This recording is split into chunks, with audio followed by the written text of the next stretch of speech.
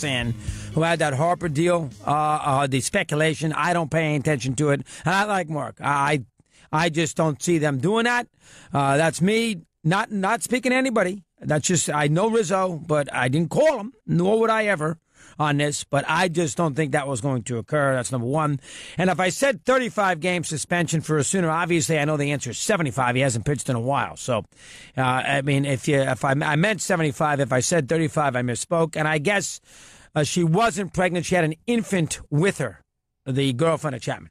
An infant, and shots all over the place in that garage. So I don't want to hear any holier than thou here points today on Osuna. That I don't want to hear. That I'm not listening to, because that's being a hypocrite. Because if you're going to give me this holier than thou opportunity, how could Houston give this guy a chance? What a disgrace! I mean, the kid's still suspended. We haven't had the whole story. I don't know the whole Chapman story. I mean, nobody knows. How do I know what Chapman did? I don't want to listen. Blah blah. I don't want to. That's a bunch of garbage. I don't want to hear that. Because I was at Wrigley Field when he was shutting out the Indians in the last 3 innings of Game 5, and there was 40,000 on the edge of their seats screaming for him in a big spot.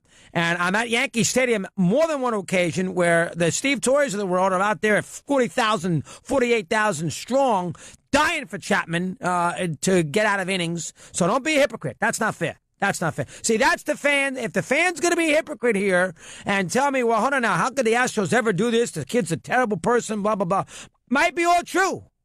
You can have that argument, but you better not be a Cub fan and you better not be a Yankee fan. Because you can't have it both ways. That's not fair. That I'm not going to allow. Not in this show. That's not fair. I'm not interested about the amount of games. Well, hold on now. Chapman's was a lot less. Who knows what the Chapman suspension could have been 60 games for we know. Maybe baseball game a break.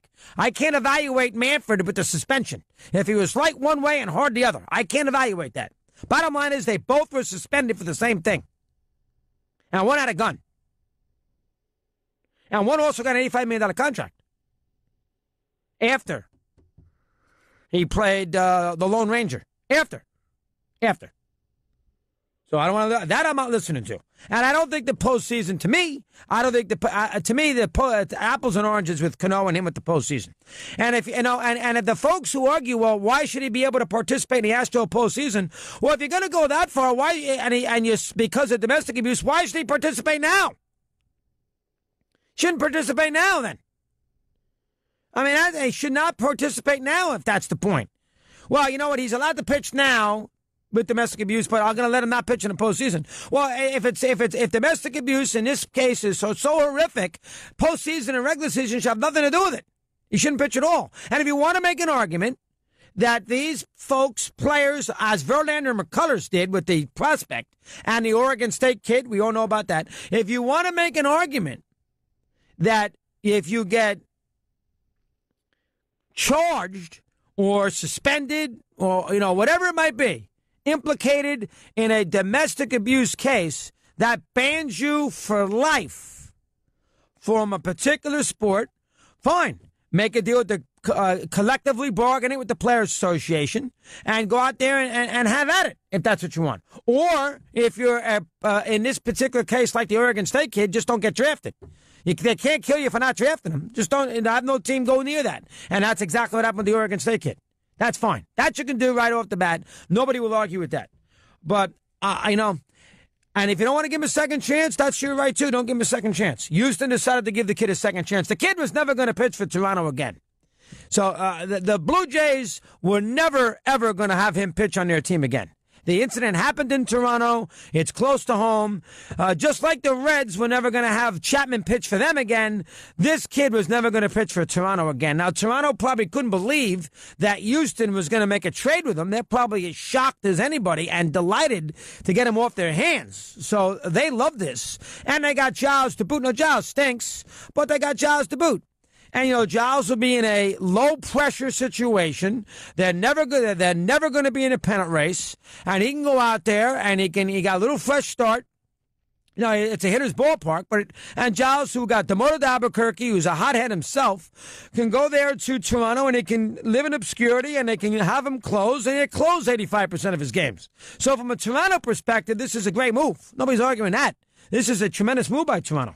They got him out. They got a major headache out off their hands. But I do not want to make a big deal. I don't want to listen to anybody telling me about this Chapman thing. Comparison to me is real. I don't want to hear any issues with that. Ryan in Virginia, he says, and he's up first, and he's on Mad Dog Unleashed. Ryan, good afternoon. How are you today, pal? What's going on? Hey, Dog. How are you? Ryan, nice to talk. How you doing? What's going on today? Doing good. So before you kill me, I'm a Cubs fan, diehard.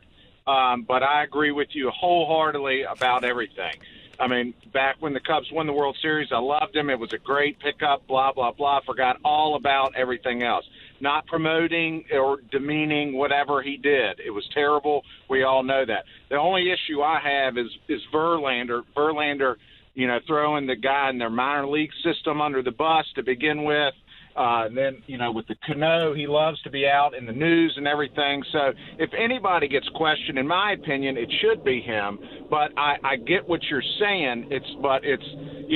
Sometimes Verlander tees it up and wants to be in the news. And I agree. Curious of your thoughts. I think you're 100%. I agree with you. Good call, Ryan. I think Verlander makes himself look stupid. Never in his wildest dreams did he think he was going to have to readdress this. He says he wasn't consulted, but if Verlander is so appalled that his organization brought in Roberto Osuna, you know what he should do? He should refuse to pitch. Should not participate. You know what? I'm appalled by this. Who went to? Oh, Brian Dozier went to L.A. Okay, well, that just occurred right now. Dodgers in their continuing search to find a second baseman. I guess they figure Logan Forsythe. Here comes Dozier, finally. But, I mean, if you can make the argument that Verlander and McCullers look bad. But that to me is a sidebar. I mean, I don't understand why that's the bigger. There are bigger issues here than Verlander and McCullers. Those are ball players that say things and then they look silly a year or two down the road when they're franchise or they got to eat crow on something. That's nothing new. Here is Neil in Virginia. He is with us and he's on Mad Dog Unleashed. Neil, your turn. How are you today, pal? What's going on? Hey, Chris, long-time, first-time refugee from the Connecticut days with you and Mike, so it's a pleasure and honor to speak to you for the first time. You got it, Neil. Thanks, buddy. What's on your mind today? Let me hear. Hey, so being in Northern Virginia, I'm a diehard Yankees fan. I'm throwing my sombrero, by the way, in the cap every time Chapman strikes out for the 27th out. But I just do not see how and I only really see one team Harper could ever go to, and that's the Yankees. I mean, maybe some team out west, but have the Yankees not learned their lesson from past about taking up these contracts? I mean, Harper for me, it just smells like another A-Rod type deal here. I mean, I'm just seeing a lot of inconsistency from him being here.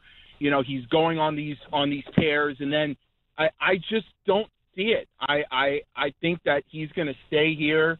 The Yankees should be looking to, if anything, to cement another starting pitcher. I heard rumors, Chris. I don't know if you. Well, the Yankees aren't going to get Harper. I wouldn't read too much into that, Neil. And thanks for the call. The Yankees aren't getting Harper. What are they going to do on Harper's show when Judge comes back? Where are they going to play him then? They got 5 million outfielders as it is. And then the Yankees got to pay luxury tax. The Yankees aren't getting Harper. The question is, do the Yankees make a run at Harper in the offseason? They may not be able to resist because that's the Yankees' way, but the Yankees probably don't need him. Now, you can make an argument, if you want to go in this direction, which Neil just indicated, that Harper is not worth your aggravation. You can make that argument. He's noisy. He's always in the news. So sometimes he doesn't hustle. He's going to cost you $400 million, and it's going to be an unsavory process in the wintertime because you're going to have to deal with the agent, Boris, and the binders. It's going to take months, and you can make and he hasn't won yet. So you can make that argument if you wish, that I'd rather spend my money a little more proportionately than spend it disproportionately. If you want to make that argument, you can. But that's fair. I don't think he is A-Rod. I think A-Rod is for instance, Harper's not doing steroids 9 million times. A-Rod's disingenuous in his effort to be liked. I'm not sure if Harper is that bad. But if you want to be in a situation, I mean, let's face it. I mean, A-Rod told the whole world, including, Rob Manfred and Selig a million times, I never did steroids. Goes on radio shows, and then we all know he did steroids. So we can't pay too much attention to him. Don't compare him to A-Rod. That's not fair. But as far as the big picture, the finances of it, the idea that he's going to overwhelm your team, there's a lot of people who would say he would not be worth it. So we shall see. Christopher Presti, who bounces around the radio dial, I can guarantee you that. I was listening all weekend there, Christopher. He's got a sports bite.